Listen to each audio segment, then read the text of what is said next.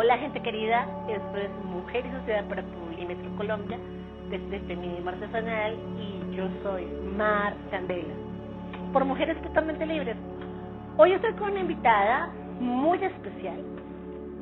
No es la primera vez que estamos dialogando. En plena pandemia pusimos sobre la mesa el tema de las vacunas y se hizo un trabajo virtual amable, pero yo realmente estaba ansiosa de metérmela a la casa, de esculcar, de escudriñar, de sacudir esa cabeza. Ella es la doctora Carolina Corcho. Doctora, qué gusto. Muchísimas gracias, Mar Candela, por esta invitación y por este diálogo contigo. Gracias a ti por abrirme la puerta de tu hogar y por darme esta oportunidad de venir a meterme a la cocina. Doctora, a usted le señalan de bloguera y de hacer soliloquios. Eso es lo que dicen algunas personas importantes en el país, reconocidas, en cargos de poder, políticos. Y es lo que tienen todo el tiempo. ¿Por qué la acusan de hacer soliloquios? Bueno, aquellos quienes dicen que hacemos soliloquios y soy bloguera, pues bastante preocupados que están por esos soliloquios y ese blog. Parece que lo leen mucho, porque después justamente esos escenarios donde yo escribo, que es una revista donde escriben más de 60 investigadores de este país sobre diversos temas, son temas donde desarrollamos discusiones críticas sobre la coyuntura del país, sobre la pandemia, escribimos sobre temas de salud, escribimos sobre temas de las realidades sociales cotidianas de los ciudadanos y ciudadanas. Entonces debe ser bastante incómodo de pronto para algunos que no comparten los puntos de vista que expresamos allí. A mí me llama la atención poderosamente porque cuando yo me animé a decirle a algunas de las personas, a una de las personas más relevantes en el tema de salud en estos últimos tiempos de Colombia, que por qué no se sentaba a hablar con usted y abrir un espacio ameno donde muchas personas hablaran de salud. Me dijo abiertamente que no tenía por qué sentarse con todo el mundo. Y para mí fue como muy difícil como periodista, como mujer, como feminista, porque pues yo siento que todas las personas, cuando tienen un trabajo demostrable, han ganado autoridad moral. Entonces, para mí fue muy violento que con toda la trayectoria dijeran que yo no me tengo por qué sentar a hablar con todo el mundo, como si la voz suya no tuviera peso. ¿Qué siente usted cuando hacen eso? Cuando dicen, yo no me tengo por qué sentar con usted y con todo el mundo a hablar. Bueno, lo primero es que eso es esperable, eso es natural, eso es la actitud normal del poder, de quienes han gobernado este país, el no escuchar, el no conectarse con la ciudadanía, el no conectarse con la sociedad civil. Por eso este país está así, por eso tenemos un sistema de salud con tantas crisis, por ese método autoritario, oligárquico, elitista con que se ha gobernado este país de espaldas a las voces que representamos algunos sentires, en este caso los médicos, las médicas, los trabajadores de la salud, que somos nada más y nada menos que la esencia de un sistema de salud, porque un sistema de salud sin capital humano, ¿qué es? El país ya la conoce, doctora, eso es innegable. Usted se ha ganado un espacio como médica psiquiatra, como salubrista, se ha ganado un espacio como activista. Algunas personas ven eso como algo despectivo y tuvimos nuestra diferencia porque alguna vez gritó y dijo, es que yo no soy activista o no me gusta que me digan activista, yo soy médica. Y yo dije, pero también es activista, y yo sí creo firmemente que también es activista y creo que es defensora del derecho a la salud, pero sobre todo a la vida digna, porque sin salud no hay vida digna, no hay dignidad sin salud. ¿Por qué le conflictúa tanto que le digan activista? Mar Candela, desde luego que yo soy activista y respeto profundamente a los activistas. A este país lo ha mantenido avante, a pesar de unos gobiernos tan malos que hemos tenido, el activismo, la movilización de su sociedad, los pequeños esfuerzos de los ciudadanos con sus propios recursos, tratando de hacer pequeñas cosas para cambiar su cotidianidad. Yo respeto profundamente todo ese voluntariado que moviliza y mantiene a Colombia avante. Pero ¿por qué me molesté en algunos escenarios? Yo hago parte del gremio médico y de unos escenarios, digamos, de corte científico muy masculinizados, donde la mayoría son hombres y el término activista allí sí es peyorativo. A mí lo que me llama la atención es peyorativo, pues porque allí básicamente el término que ellos consideran que tiene alguna dignidad es el de ser un científico, un médico, un intelectual y un académico. Entonces, en ese contexto, cuando te dicen activista, pero además eres la única mujer dentro de un panel de personas que tienen las mismas calidades y la misma formación mía, sí es algo peyorativo porque quieren reducirme a que yo soy una agitadora, que no tiene argumentos ni el rigor de la ciencia ni de la academia, asunto que yo rechazo tajantemente, sobre todo cuando se plantea en ese contexto, porque evidentemente yo tengo un compromiso con este país.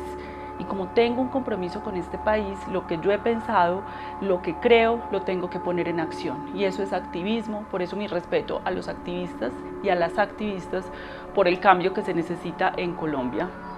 Bueno, pues antes de seguir con todos estos temas, que son temas de mujer y sociedad, indiscutiblemente. Estamos hablando con una médica que se ha ganado un espacio de poder para darle eco a los derechos de la salud. Y estamos hablando de verdades, del mal manejo que se le ha dado a las vacunas en Colombia, al tema de las vacunas en Colombia, en el mal, perdón. Estamos hablando del mal manejo que se le está dando a las vacunas en Colombia, que siguen insistiendo que no, que la doctora Carolina se equivocó, que vean los resultados, que nos ha ido muy bien. Hablaremos de eso, pero antes de avanzar en eso, yo sí quiero que la gente sepa quién es. Es decir, nosotros y nosotras hemos escuchado a la doctora en el campo profesional, dando sus posiciones políticas, sociales, sus profesiones científicas, pero ¿quién es? Es cierto que su papá también fue un defensor de derechos y que ya no está a causa de defender los derechos. Claro, mi padre fue ingeniero civil, docente de la Universidad Nacional, se desempeñó en el mundo de la política, era experto en el tema de acueductos, alcantarillados, en el tema del agua, y lastimosamente pues yo perdí a mi padre por un hecho violento en la ciudad de Medellín siendo yo muy niña, tenía yo 12, iba a cumplir los 13 años, y ese ha sido un hecho que ha marcado mi vida. Por supuesto, porque como decía alguna columnista y escritora por allí, crecer sin un padre es como uno vivir en un apartamento, una casa sin techo. Entonces estamos hablando con una mujer que la violencia la dejó huérfana, suficiente motivo para ser activista en Colombia. O sea, la gente dice, es que soy activista, y no conozco a nadie que sea activista por moda, el activismo se lleva a cabo. Yo me atrevo a decir que ese fue el primer detonante para que decidiera seguir con la defensa de derechos, ¿o hay otra cosa? Desde luego que sí, ese fue el primer detonante y eso es un tema que ha marcado mucho mi vida. Mis primeros estudios que yo inicié como investigadora en salud pública fue sobre la violencia en Medellín y en Antioquia, pero no pude con eso pues porque efectivamente el dolor de la pérdida de mi padre me marcó mucho. Y por eso terminé en la salud pública, en el derecho fundamental a la salud, que es a lo que me dedico en este momento. Tuve la oportunidad de consultar con su hermano, a quien lamento decir que olvidé el nombre, pero a mí me impactó muchísimo que él afirma que usted no ha vivido, usted se ha dedicado a estudiar. O sea, él cree que usted no ha hecho nada más en esta vida que estudiar, que se ha olvidado de usted misma por estudiar. ¿Qué tan cierto es eso? Yo desde siempre he sido una mujer muy inquieta, pues desde luego estudié una carrera como medicina, que es una carrera exigente, pero paralelo a estudiar medicina yo asistí a muchos círculos de estudio. Uno de esos círculos de estudio fue la Escuela Estanislao Zuleta, allá leíamos literatura, filosofía, psicoanálisis, una serie de saberes en los que me involucré. Posteriormente pues estudié psiquiatría como especialista en la Universidad Nacional de Colombia y paralelamente pues también seguía trabajando los temas del derecho fundamental a la salud, las políticas públicas y luego pues ya dije no, tenía la opción de si hacía una maestría en salud pública o en algo y decidí estudiar estudios políticos y desde los estudios políticos me dediqué a pensar la salud. Entonces sí, mi hermano es un poco exagerado, pues porque ellos quisieran que de pronto yo, pero siempre me ha gustado mucho estudiar. No la ve de fiesta, no la ve con novio, la ve muy encerrada, o sea, esa es la percepción de él, la ve como la aislada del mundo, casa sola, como como una mujer maravilla contra el mundo y lo que afirman es, usted no ha vivido. ¿Eso es cierto o es exagerado? No, yo sí he vivido, realmente es algo exagerado, yo sí he vivido, pero también he dedicado gran parte de mi vida a los asuntos públicos. Yo siempre he tenido claro algo, Mar, uno no puede tener proyecto individual sin que haya proyecto colectivo. Para mí es imposible tener un proyecto personal en donde no esté mi país y donde no esté el mundo, entonces he dedicado muchas horas, muchos días y muchos tiempos de mi vida personal para poder ocuparme de lo colectivo. Costeña paisa, ¿cómo es esa historia? Bueno, mis abuelos son de Cince Sucre, de la costa, de ahí mi familia, mis tíos, mis padres son del Bajo Cauca antioqueño y ya la tercera generación que somos nosotros somos de Medellín, pero yo ya vivo pues hace muchísimos años en Bogotá cuando me vine a hacer mi posgrado y especialización en psiquiatría. ¿Y si ha sido útil esa diversidad cultural en la familia para relacionarse con el mundo que la rodea? Pero por supuesto que sí, porque yo soy una mujer, si se quiere, colombiana, pues tengo el Caribe incorporado dentro de mí, yo soy una mujer que me encanta la cultura caribe, su música, pues también tengo incorporado esa cultura de lo paisa, de lo antioqueño propiamente, que es lo que más me gusta, y pues llevo muchos años en una ciudad que me ha abierto las puertas como la ciudad de Bogotá, que es el país entero, es una síntesis del país. Supe que han amenazado su vida por su activismo. ¿Eso ha pasado o es un rumor? Eso fue real, a partir del protagonismo que yo tuve en el paro nacional que hubo, en términos de que en ese paro una de las discusiones que había sobre la mesa era un proyecto de ley de reforma a la salud que nosotros habíamos estudiado a fondo, habíamos solicitado al Congreso de la República a través de diversas organizaciones en las que nosotros participamos en el hundimiento de este proyecto, pues efectivamente yo adquirí una vocería muy relevante en la calle, los jóvenes, los estudiantes, los trabajadores, para poder increpar al Congreso de la República, impugnar esa postura de seguir con la salud como negocio, y eso me costó una amenaza de las Águilas Negras. Pues como todo en este país eso continúa en la impunidad, por supuesto que eso psicológicamente afecta porque el daño que te quieren generar es psicológico, atemorizarte, hacerte creer que no está bien lo que estás haciendo, que te estás excediendo, que deberías ser más tranquilo, que el problema eres tú, que el problema es que denuncias, que el problema no es el sistema.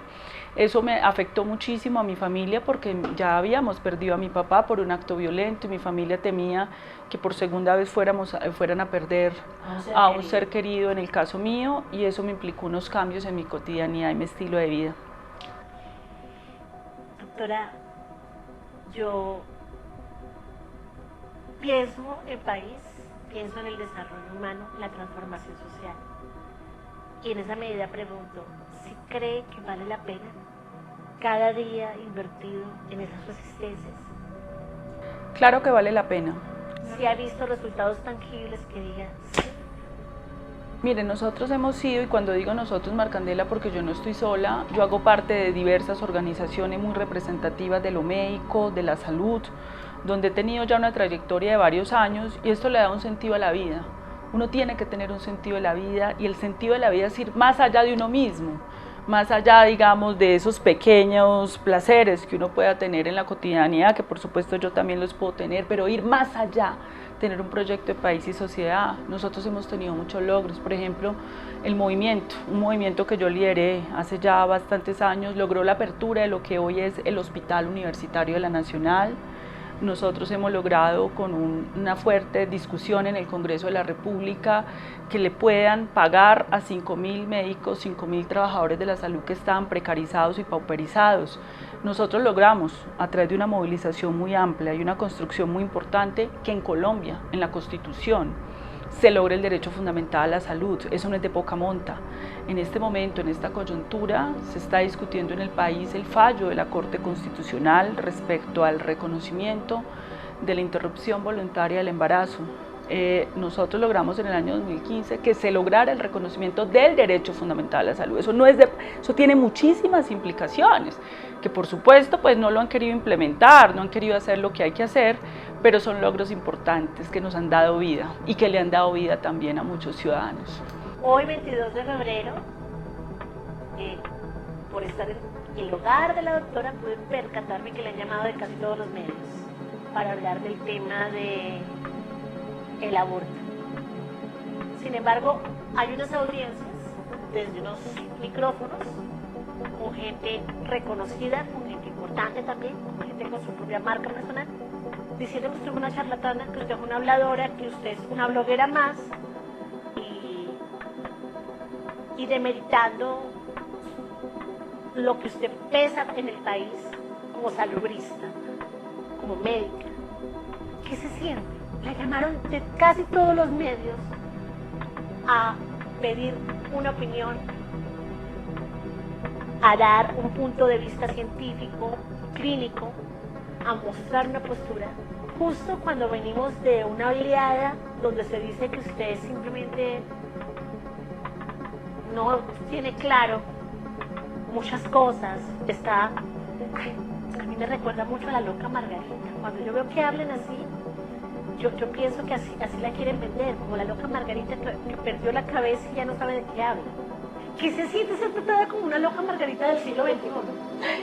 Mira, lo que pasa es que yo lo entiendo de la siguiente manera. Nosotros estamos dando una batalla muy grande, nosotras y nosotros, frente a un derecho que se ha vuelto un negocio. Hay voceros de esos grandes negocios que se han tomado la salud. Cuando uno no puede argumentar moralmente, ni tampoco presentar unas ideas que sean medianamente legítimas frente a la sociedad, pues el resultado es difamemos, al contrario.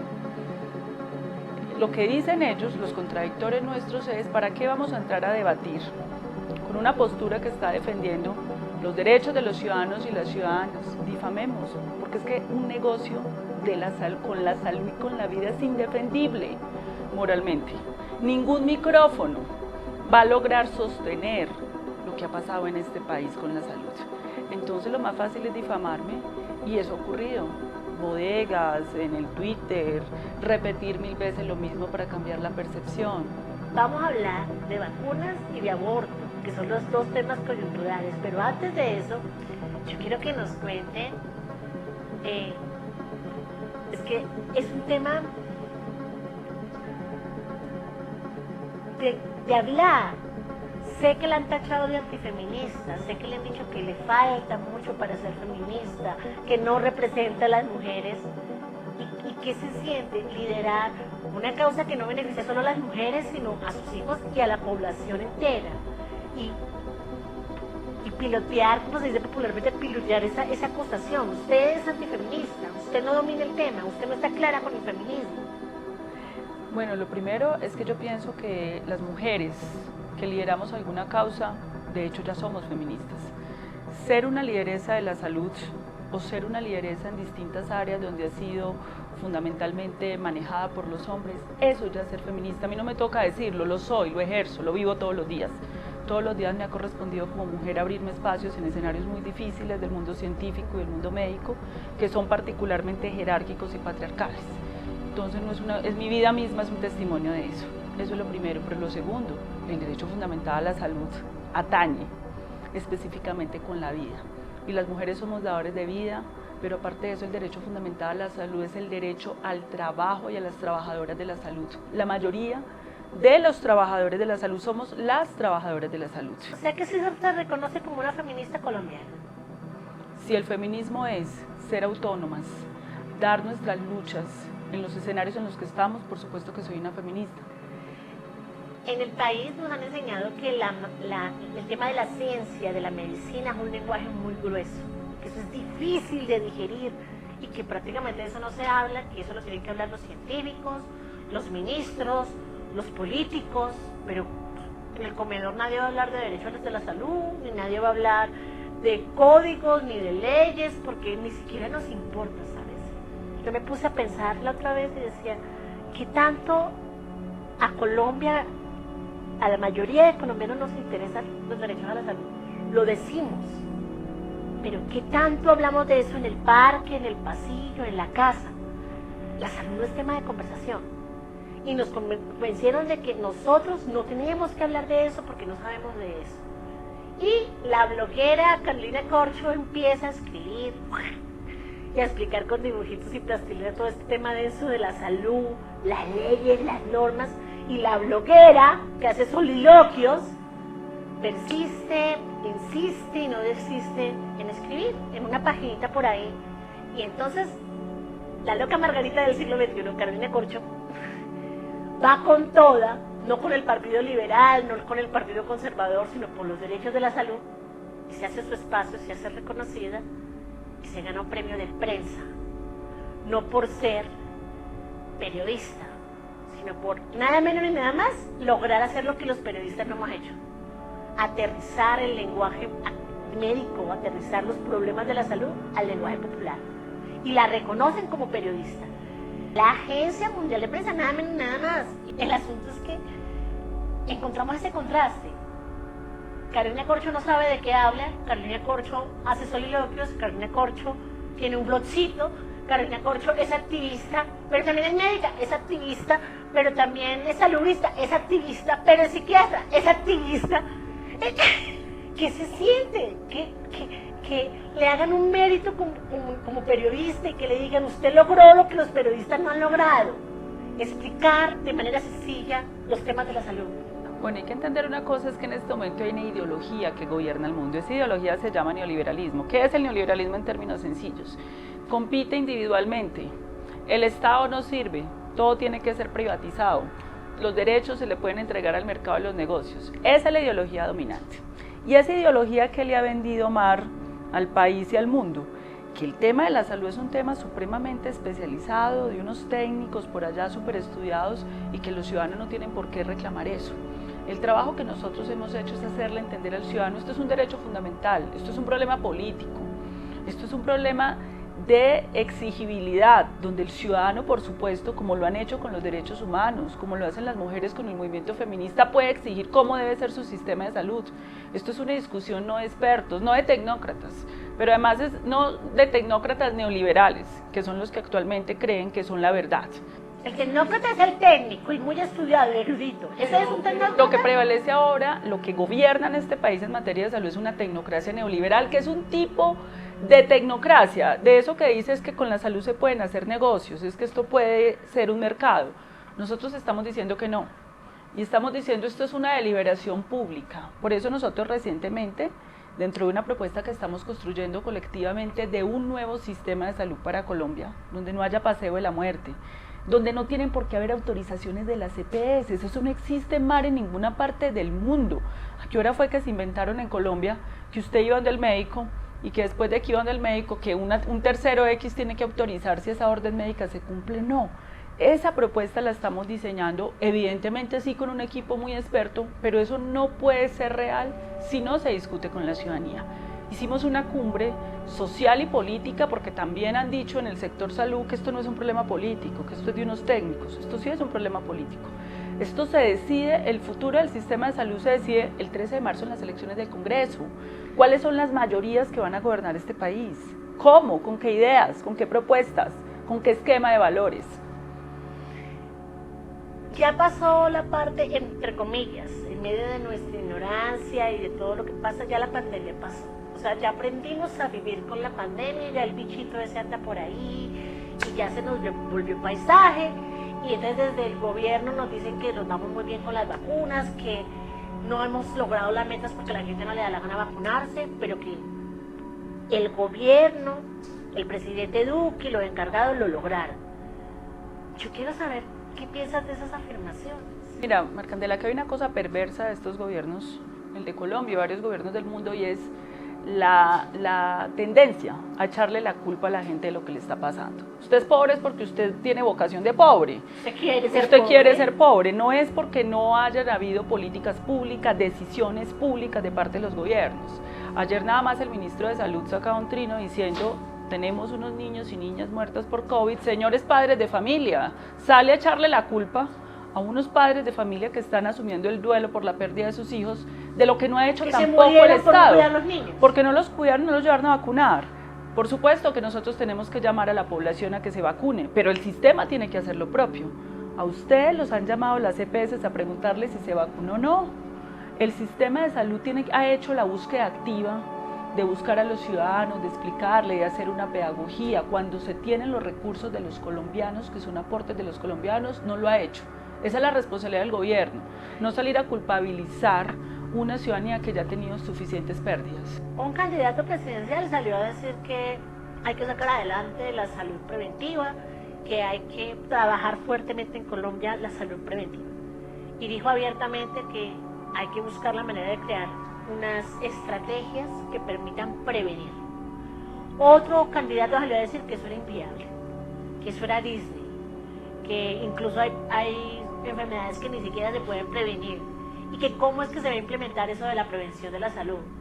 ¿Cuál es la posición de la doctora Corcho frente a esto? Aquí hay unos candidatos del no se puede, del no pidan tanto, no pidan tantos derechos que no se puede. Eso es una ideología, eso es una forma de pensamiento que gobierna este país y que representan muy bien algunos candidatos. Por supuesto que la salud en el mundo tiene que ser una salud preventiva. Tiene que ser una salud que se fundamente en los determinantes sociales de la salud. Te voy a dar un ejemplo concreto. En Colombia, 17 millones de colombianos tienen 2 comidas al día, en este momento, mientras que tú y yo estamos conversando acá. El hambre y la desnutrición. Exactamente, y 6 millones solo una comida. ¿Cómo así que eso no es un problema de salud pública? Ahí se tienen que implementar diversas medidas. ¿Y por qué no tienen? De acuerdo a los estudios que se han hecho, ¿por qué? Porque la mayoría no tienen plata en su bolsillo para poder comprar los costosos alimentos. ¿Será que el Estado colombiano, que regala cada rato platas a los bancos y a las grandes empresas, no tendrá los recursos para poder entregar unas transferencias directas a esas familias, a esas madres, a esas mujeres jefas de hogar que están cuidando a esos niños para poder paliar esta crisis? Los recursos están. Nosotros hemos hecho propuestas en ese sentido, Mar, y me critica cierta tecnocracia neoliberal y que hace una médica discutiendo esas cosas. Yo es que el problema es la salud pública. Y si hay un problema de hambre, nos tenemos que ocupar con los saberes necesarios. Si nos toca estudiar economía, estudiamos economía, Doctora, tenemos economistas. ¿Qué es eso de tecnocracia neoliberal? O sea, acá nos ven mujeres con quinto de primaria y mujeres que son doctoras. ¿Cómo aterrizamos eso de tecnocracia neoliberal? Tecnocracia neoliberal es un grupo de expertos que han gobernado este país. Es un grupo de expertos que se creen la verdad revelada. Pero se creen la verdad revelada, pero es que ya tuvieron la oportunidad de gobernar con ese conocimiento este país.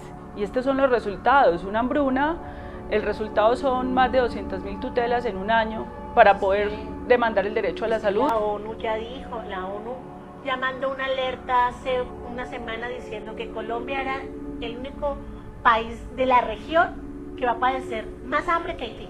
Sí, y claro. lo dijo. Pero además fue ratificado por el DANE, que es un centro de información del Estado colombiano, y por los bancos de alimentos, es decir, y ratificado por la realidad cotidiana, porque es que tú no le puedes decir al ciudadano que no vive lo que vive, tú no le puedes decir al ciudadano que el sistema de salud en Colombia es maravilloso cuando casi que cada familia ha vivido el paseo de la muerte, la negación de servicios, cuando las mujeres... El paseo de la muerte es la negación de servicios. Y la negación de servicios. ¿Qué es el paseo de la muerte? El paseo de la muerte es que tú llegas a una clínica y te dicen, no, aquí no te podemos atender porque la EPS no ha autorizado, esperemos a que la EPS la autorice, te mandan a otra, allá tampoco. Luego te mandan un medicamento, no se puede porque no está en el POS, no está en el listado de tratamientos. ¿Eso debería ser considerado criminal? Y así se han muerto muchos ciudadanos en este país, esa es nuestra lucha. Y quienes han hecho que ese sistema sea así es un grupo de expertos que ahora se creen el faro moral, y todos los que opinamos en contra entonces somos descalificados de blogueros, de charlatanes, cuando la realidad no les favorece, porque la realidad es tosuda, es tosuda. Yo lo digo con mucho cariño porque soy feminista y amo profundamente la historia de la loca Margarita, entonces búsquenla en Google para que sepan de qué hablo. Yo me siento sentada al lado de una loca Margarita del siglo XXI, de así, posmodernista, porque justamente eso es lo que pasa con las grandes mujeres en este país. Terminan siendo tachadas de locas, de imprecisas, de mediocres, de hormonales. Eso es lo que hacen con todas las mujeres que toman posición del lado que sea. No le pasa solo a las mujeres que hacen una posición de centro o de izquierda. A las de la derecha también se lo han hecho. Y en eso creo que estamos como de acuerdo. Que a todas, donde nos paremos, nos hacen eso, ¿o no? Sí, claro, y yo sí que lo he padecido, Mar, yo sí que lo he padecido, eso de ser imprecisas. resulta que a nosotros nos corresponde, Carolina escribe algo, vamos a coger una frasecita sin el contexto para poder taladrar y decir que es imprecisa, pero algunos que han gobernado durante años en este país, que no solo son imprecisos, sino que han defendido convicciones antisociales, que nos cuestan la vida, no son imprecisos, son la ciencia. A las mujeres todo el tiempo nos dicen, pero es que no tienes experiencia, pero es que estás iniciando, pero espérate, sí, tú puedes llegar, pero espérate porque te falta. Y tenemos un presidente que nunca en la vida había hecho algo importante, trascendente, con trayectoria, y está gobernando, y Duque nos cogió de experimento. O sea, él hizo escuelita con nosotros, duró 4 años Iván Duque gobernando, aprendiendo a ser presidente. Y a él nadie le dice nada, pero pasa con todos los hombres. A los hombres nunca les dicen nada cuando están experimentando y aprendiendo. Pero a nosotras no nos dan la oportunidad porque nos falta experiencia. ¿Cómo ves?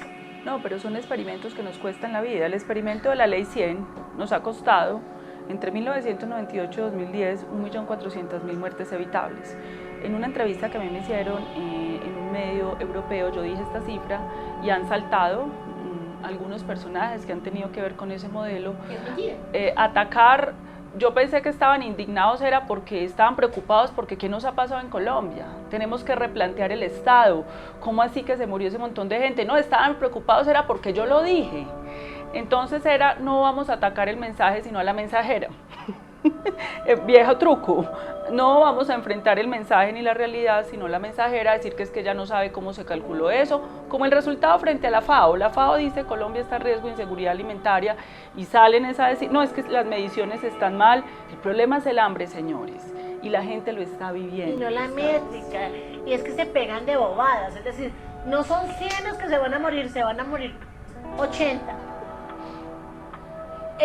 Sí, o sea, hay que preocuparse porque la suma está regular songa, no porque estamos en emergencia alimentaria, porque aunque sean 50 y no 100, es una emergencia.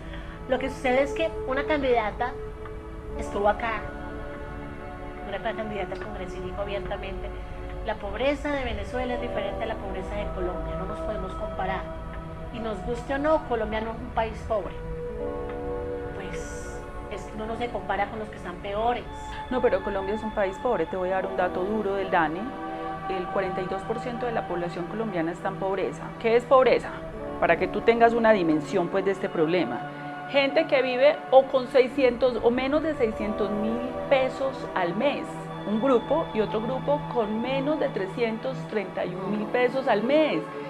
Eso es el 42%, más o menos 20 millones de colombianos. Pero el 73%, es decir, si le sumamos a este 42-31% más, viven en vulnerabilidad, en condición de informalidad. En cualquier momento pueden caer en pobreza porque no tienen un trabajo estable. El estrato medio, que no es medio, sino que es un montón de deudas que es informal. Es decir, el 73% de la población colombiana es una población en estado de pobreza y vulnerabilidad económica. Eso es un drama, eso es una tragedia. Y eso lo dicen las cifras del gobierno. Pero a mí lo que me parece triste es que en Colombia nos queremos comparar siempre con los que están peores para decir que estamos bien. Y eso me molesta mucho.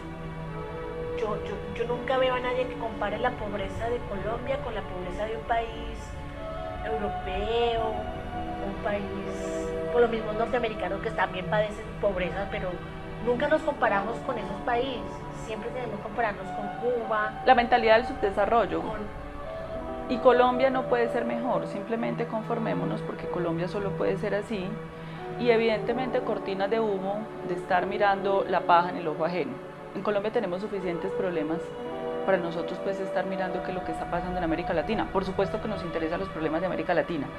Y nos tienen que interesar porque hoy en día, con esta globalización, con este metaverso, con todo lo que está pasando, ni una mosca se mueve sin afectar al vecino o afectarnos a nosotros.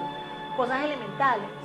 Cuando Duque se metió a decir que apoyaba a Rusia, nos metió en un zampapalo, en un problema que ni nos corresponde. Mañana imagínate que vinieran que apoyaba a Estados Unidos, y que mañana vinieran los rusos y vinieran los estadounidenses a hacernos una guerra en la frontera, a ver si eso no afectaría a Colombia. O sea, la irresponsabilidad siempre de las grandes figuras políticas y de los que tienen poder.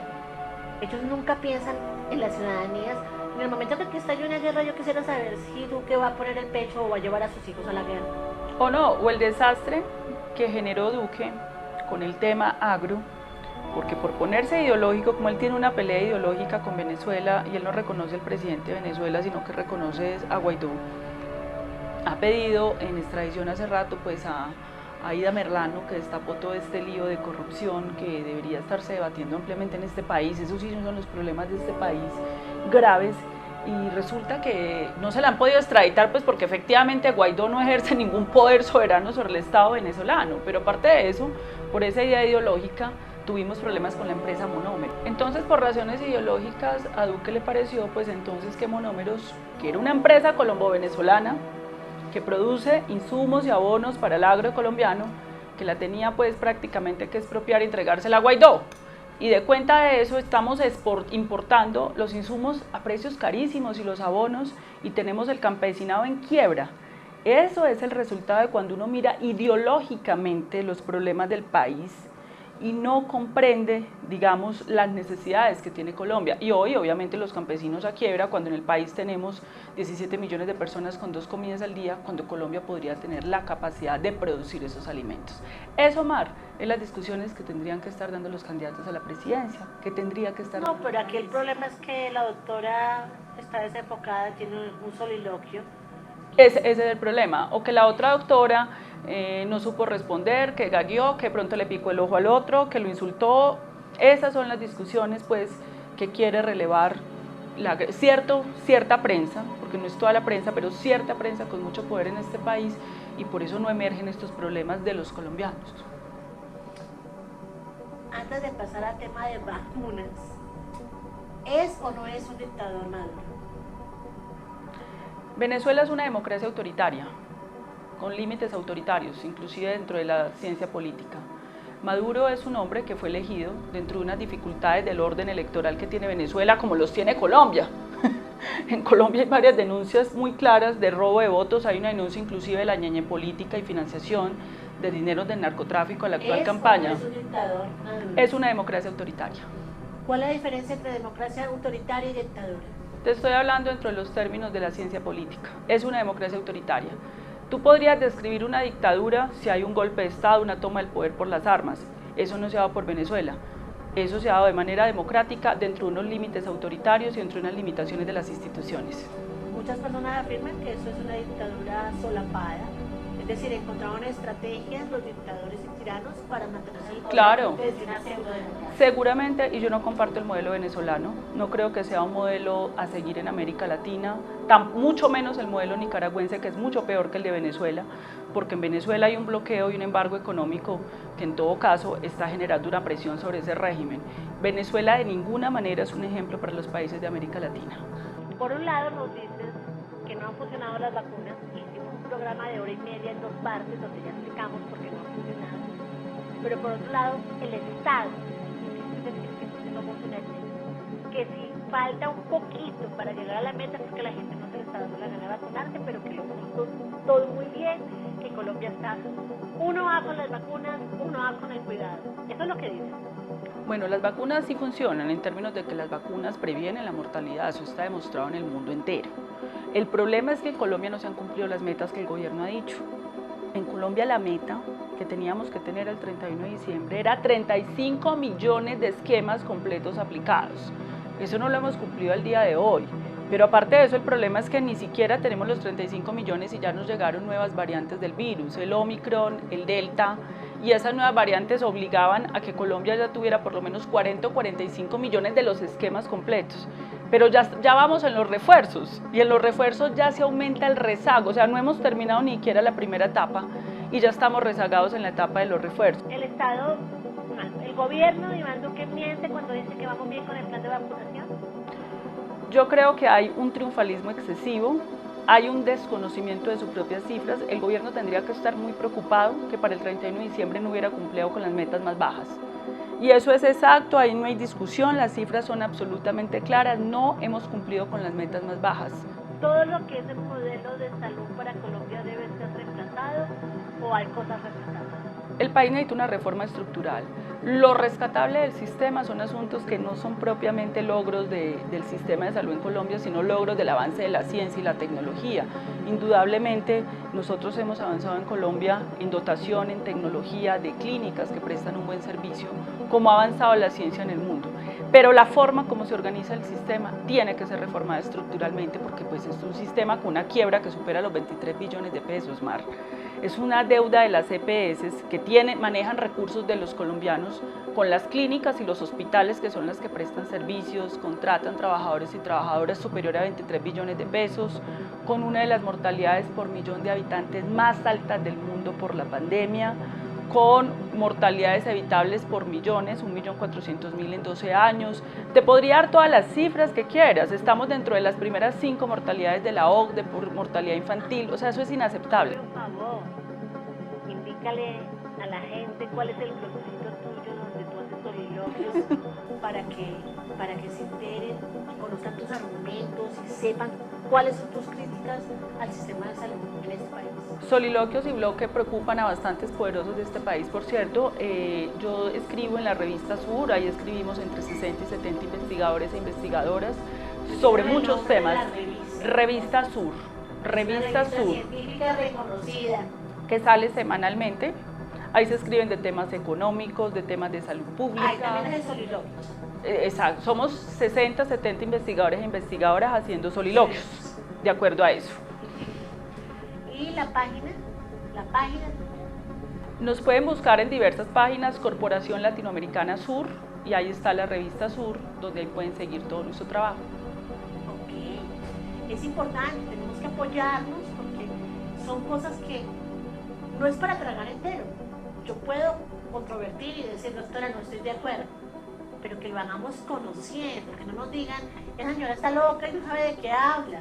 No, vayan, averigüen qué es lo que está hablando y saquen sus propios juicios, ¿no? Me parece. Mar, y una cosa importante es que esto es un trabajo voluntario, esto es un aporte voluntario que nosotros hacemos al país, muchos investigadores e investigadoras, es nuestro aporte porque pues cada uno de nosotros vive de su trabajo, en el caso mío. Pero eso no es lo que se dice que se le pasan unos mogollos de plata y que están reunidos los mejores científicos de Sudamérica, gente estudiada y que esa gente no puede estar de alegría y que ahí se mueven unos rubros muy importantes. Eso es lo que se dice. O sea, sí, lo que pasa es que como hay gente que solo actúa por plata, no puede entender cuando hay gente que actúa simplemente por una pasión y una convicción ética de ayudar y contribuir con este país. Entonces, quienes creen y dicen eso es porque ellos se mueven por plata solamente. Hay gente que la moviliza cosas que van mucho más allá de la plata, como las convicciones y las ideas. Vámonos con el aborto. Esta semana, recordemos que esto fue pregrabado, el 21 de febrero se dijo que las mujeres tienen derecho a decidir abortar durante un periodo de 6 meses. Primero, la causa justa, que es por problemas a la salud mental o física, o que feto corra peligro, o que sea un caso de violación. Pero agregado a estas 3 causales, ahora también se permite que la mujer que considere necesario por sus propias razones abortar, lo puede hacer en un periodo no mayor de 6 meses. Eso es un escándalo. Y tenemos ahorita a muchas personas opinando al respecto, tienen muchísimo miedo porque ahora las niñas y las mujeres van a salir en manadas a abortar y van a correr a abortar. O sea, ahorita las jovencitas están pensando ir el domingo a tener relaciones sexuales para quedarse embarazadas y salir a abortar. ¿Qué tienes que decir? Eso no es comprender cómo funciona el ser humano, eso es como los que dicen que uno es pobre por vocación. ¿Será que los millones de colombianos se levantan a decir yo voy a aguantar hambre? ¿Y será pues que las mujeres dicen, hombre, yo tengo ganas de tener un embarazo no deseado para someterme al maravilloso sistema de salud en Colombia, al que uno accede tan fácil pues para poder practicar un aborto? Eso es una cosa ideológica, eso no tiene que ver con la realidad que viven las mujeres. Lo primero que hay que decir es que la Corte Constitucional ha reconocido algo que ya sabemos.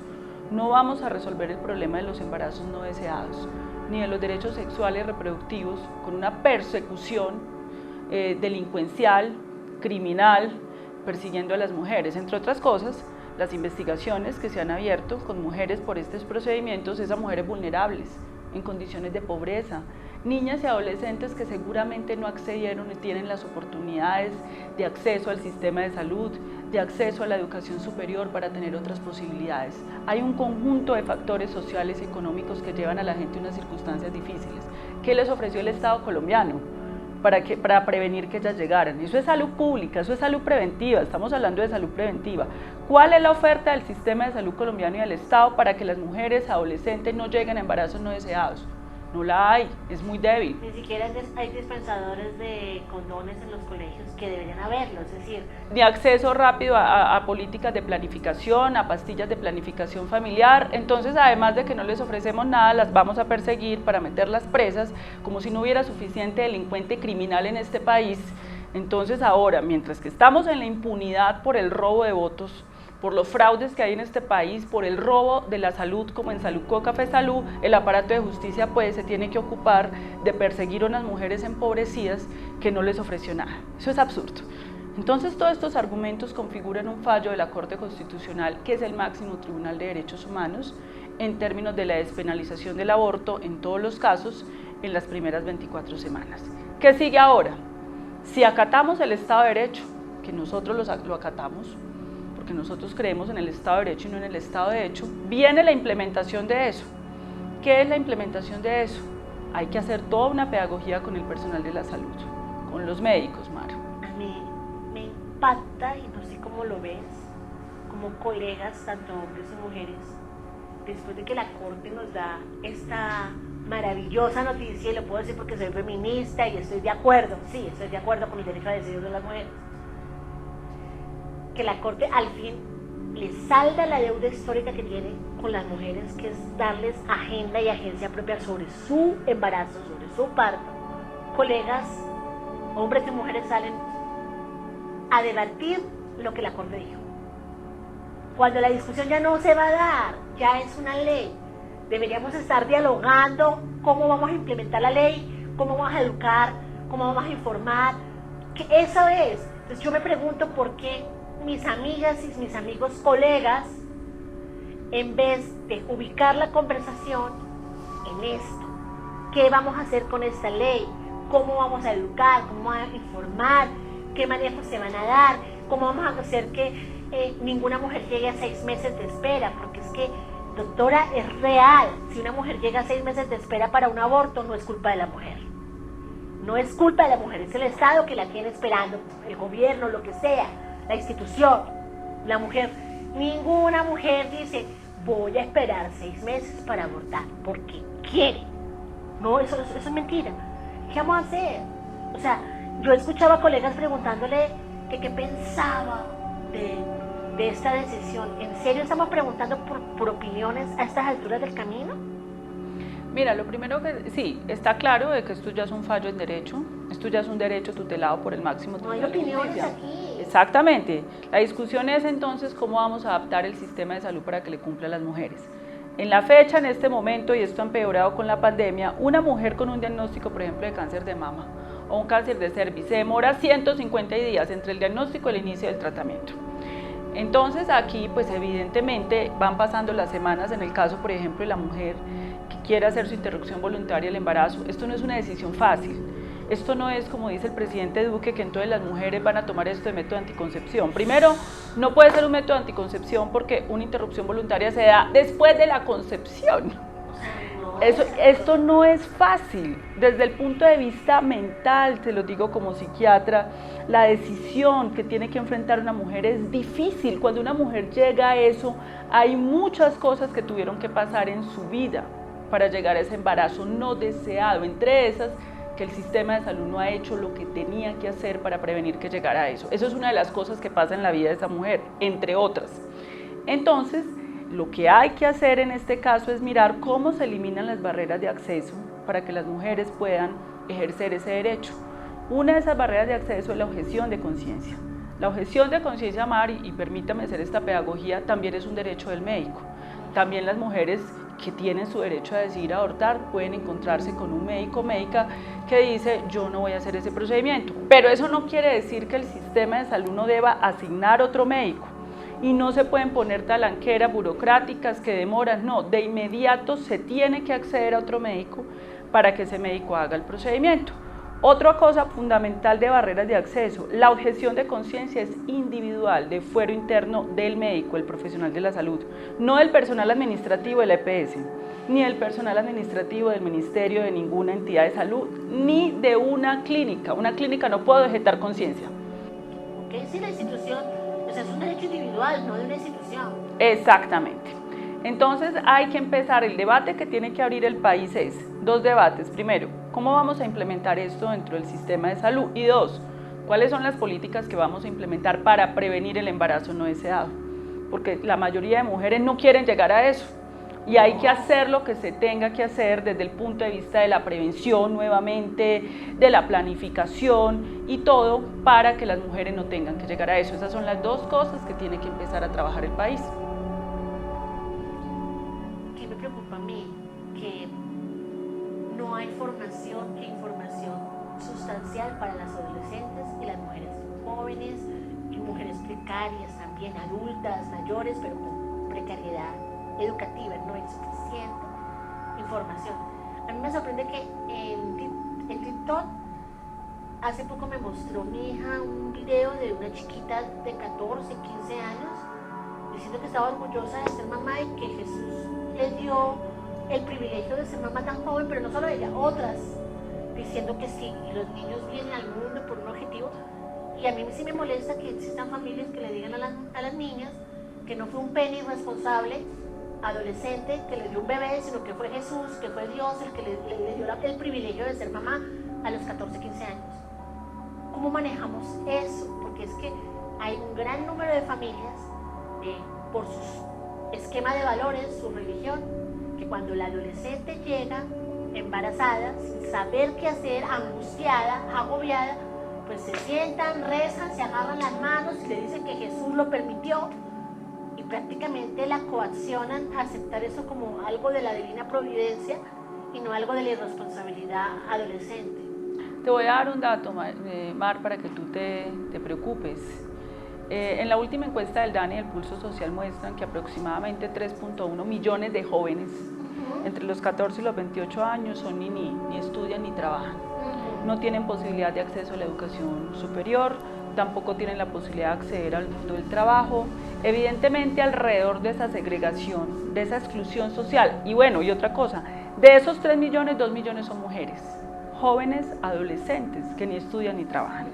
¿Tú te imaginas el esquema de valores que se genera ahí, las posibilidades que tienen las mujeres de acceder a instrumentos como la educación para poder tomar decisiones? Eso es una realidad que hay que intervenir mediante el acceso a la educación superior, mediante un sistema de salud, que yo le decía a alguien es que este sistema de salud no garantiza el derecho ni a la interrupción voluntaria de embarazo ni a la maternidad. Tenemos que garantizar el derecho a la maternidad, que las mujeres que quieran ser madres, que me parece maravilloso, puedan ser atendidas con calidez, con humanidad en el sistema de salud. En dignidad. Y en dignidad, y que la mujer que quiere ejercer su derecho a la interrupción voluntaria también lo pueda hacer. Eso es lo que tiene que hacer el sistema de salud. ¿Cómo hacemos con eso? A mí me preocupa mucho. Somos un Estado social de derecho y no somos gobernados por ninguna religión, ni católica. En derecho no nos gobierna ninguna iglesia, pero en la práctica, en las casas, sí nos gobierna una iglesia.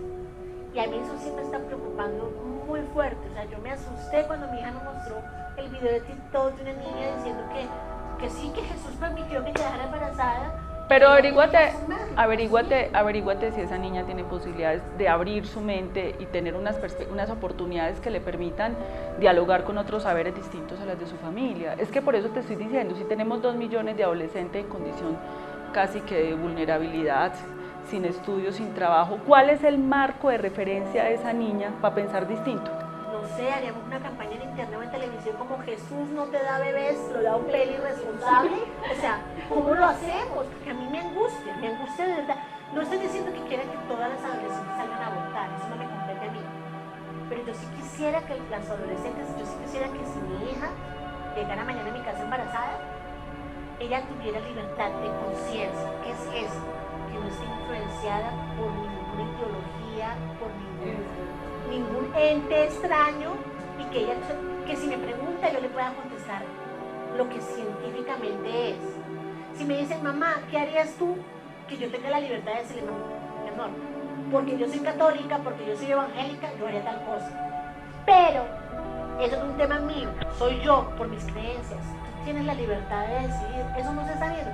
Ahora resulta que nos dan la libertad de decidir desde el Estado, pero ¿qué va a pasar con la casa?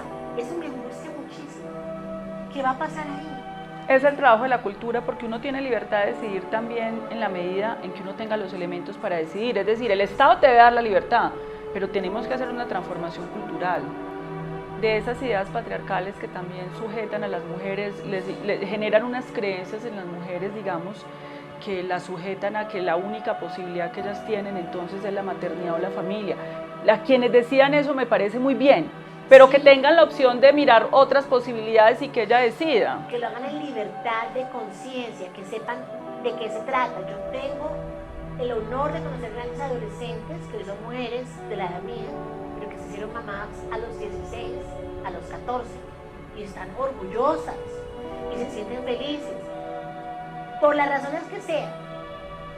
Pero yo le decía a una de ellas, a ti hoy con la información que tienes, tú dejarías que tu hija se sentara y dijera, Dios me permitió ser mamá y ya, o le darías información.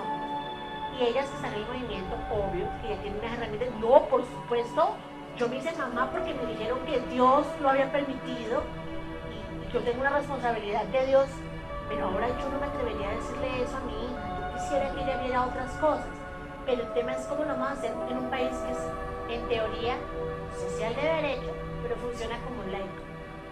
Ya se ganó la batalla legal, ahora falta la batalla cultural, que eso es un trabajo de largo aliento, que es una tarea que también requiere políticas públicas, porque la cultura también se puede transformar con educación, con información, con atención primaria en salud, pero por supuesto también con los medios de comunicación, con este trabajo que tú haces.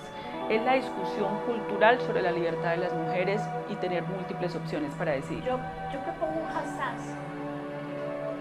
hashtag niña, Jesús no da bebés, los da un pene irresponsable. ¿Qué le parece ese hashtag? ¿No? Hashtag, podría funcionar. El Espíritu Santo no te puso el bebé, fue el pene de tu amigo.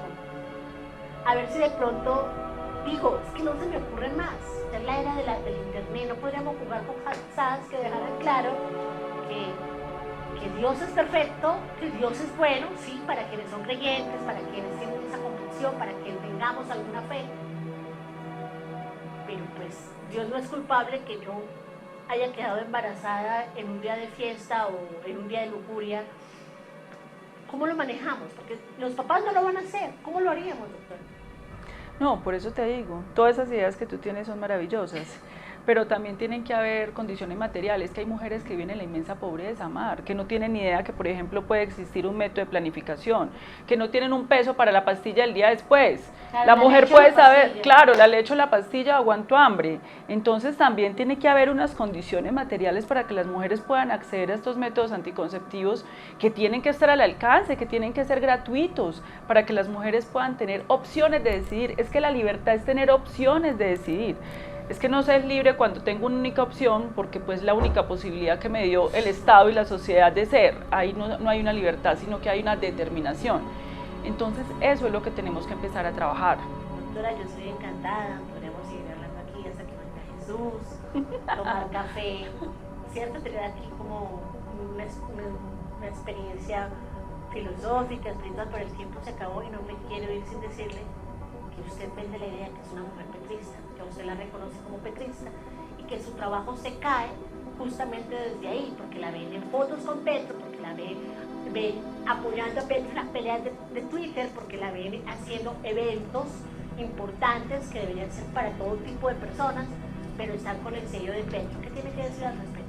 Bueno, lo primero es que en este país entonces ya todo aquel que tenga una idea progresista de cambio entonces se lo adjudican a Petro. El progresismo es Petro. Exacto, el progresismo es Petro, entonces no hay progresismo por fuera de Petro. Esa es una visión equivocada porque en este país hay mucha gente independiente, hay mucha gente que quienes defendemos los derechos fundamentales, y eso no necesariamente corresponde a Petro. Yo creo que es injusto con los esfuerzos que hacen muchos ciudadanos, muchos liderazgos en este país que tienen una concepción de cambio, que en un momento electoral eso coincida con Petro, eso es otra cosa, pero eso no quiere decir entonces que cualquier liderazgo que coincida con las ideas que Petro está planteando, entonces haya sido forjado por Petro, sujeto a Petro y dependa de Petro. No, pues doctora, muy bello todo lo que dice, lindo su trabajo, yo lo admiro, yo lo respeto, porque usted da mucha papaya.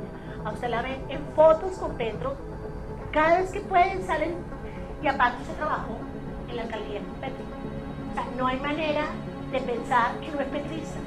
Hay una situación, yo llevo aproximadamente desde el 2007, soy médica, entonces ya voy para 17, 15 años de vida profesional. Estuve un año en la Secretaría de Salud. De los 15 años de profesión, un año con Un Petro. año en la Secretaría de Salud, un ¿Con año Petro? del gobierno de Petro, donde aprendí muchísimas cosas, un año, pero 14 años he estado forjada por fuera, pero resulta que cierta prensa, para intentar descalificar y decir entonces de que nuestra lucha y lo que representamos responde, entonces sacan ese año. ¿Y por qué no hablan de los 14 años? La persona que le ganó la prensa, no mis colegas.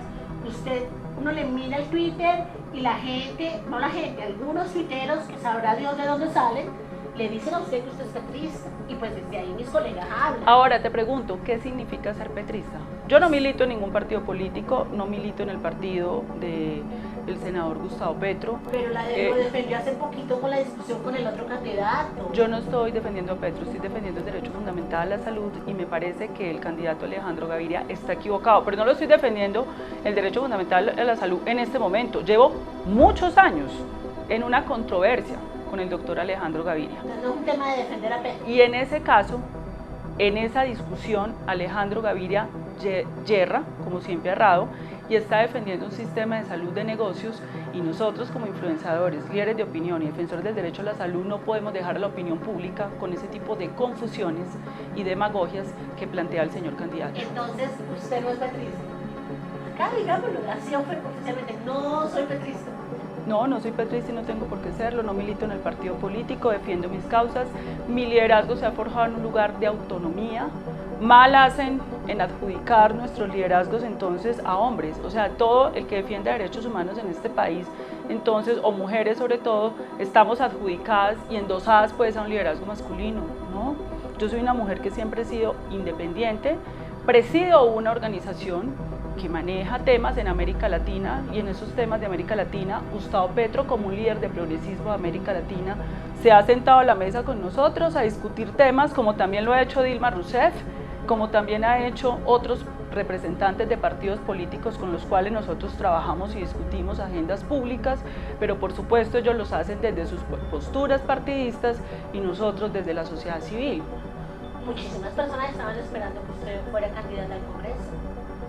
Muchísimas personas estaban esperando esa sorpresa. Te lo digo que mi familia está esperando que yo sea candidata al Congreso desde que yo tengo 5 años.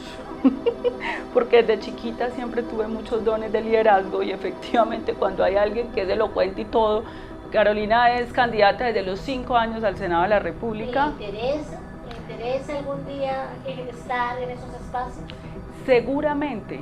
Mi destino es la política en algún momento dado. La política es el escenario de lo público, aunque en este momento yo estoy en el escenario de lo público, de alguna manera desde la sociedad civil. Pero desde el activismo y desde la ciencia. Exactamente, y desde la sociedad civil, no desde los partidos políticos.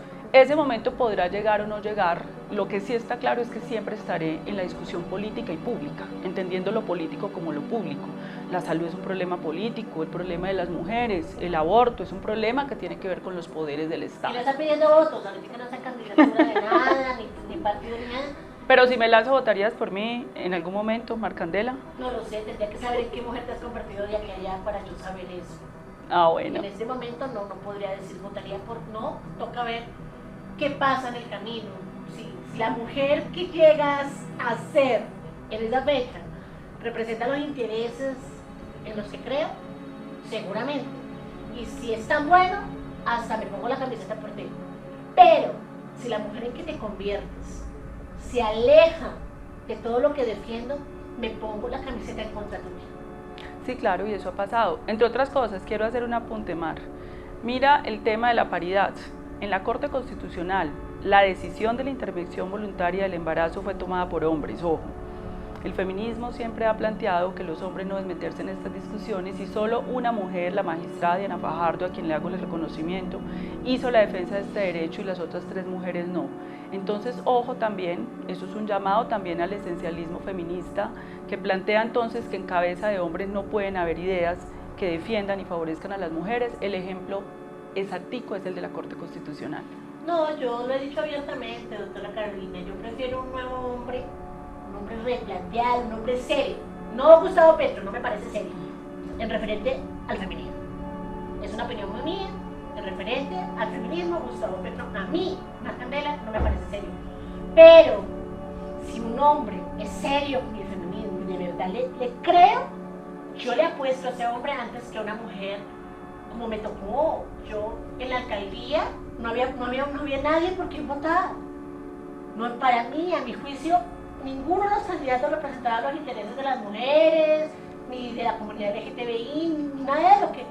Pues voté por Claudia.